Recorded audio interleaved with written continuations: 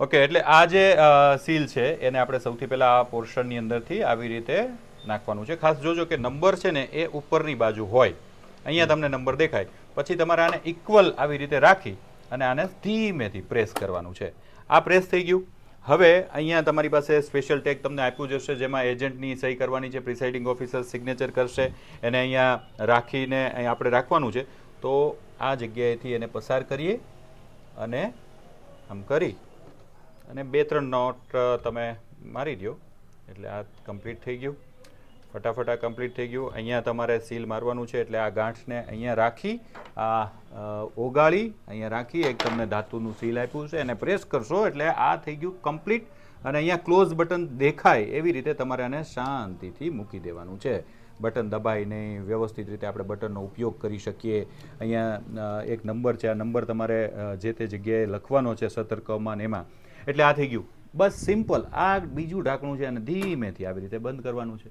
આ બંધ કરી દીધું. ઓકે, હવે આવી ગયું છે મેઇન જે ઇમ્પોર્ટન્ટ પાર્ટ છે એ છે આપણી પાસે ABCD. તમને ખ્યાલ છે કે બહુ પહેલાં આવતો હતો અને આ વખતે ફરી પાછું, અને કંઈ નથી, આ સાવ સહેલું છે. A B આ બે દેખાય છે આવી રીતે આને પહેલે રાખી દો, બરાબર છે. હવે આ A છે અહીંયાથી, હા A અને B છે, આ તમે રિમૂવ કર્યું, જો આ રિમૂવ થાય છે, આ રિમૂવ કરી દીધું. Okay good. અહીંયા રાખી દો સૌથી પહેલાં, અને આ નીચેનો જે પોર્શન છે એને આ એની ઉપર ચિપકાવી દો. હવે આ બે તો રેડી જ છે, બીને આમ ચિપકાવી દો, એન્ટી ક્લોકવાઇઝ ચિપકાવી દીધું. ઓકે, હવે આ C અહીંયા છે, આ C ને રિમૂવ કરો એના સ્ટીકરને, અને એ C ને અહીંયા આમ તમે આની ઉપર પ્રેસ કરી દેશો એટલે આપણું જે ગ્રીન પેપર સીલ છે એનો નંબર આપણને ખાસ દેખાવો જોઈએ, આ નંબર. હવે એન્ટી ક્લોકવાઇઝ જ આને આપણે આ આખા સીલને આવી રીતે પાછળથી ફેરવી સરસ રીતે ફાટે નહીં, ટાઈટ આમ સરસ લાગે એવી રીતે એને આમ કરી અને અહીંયા તમને દેખાય છે આ D, બરાબર છે. આ D ને રિમૂવ કરી નાખો અને એને કંઈ જ ઉતાવળ કર્યા વિના અહીંયા પ્રેસ કરી દો એટલે આ સીલ થઈ ગયું. આ બે નંબર આપણને વિઝિબલ હોવા જોઈએ, આ અને આ બંને નંબર ખાસ આપણને દેખાવા જોઈએ.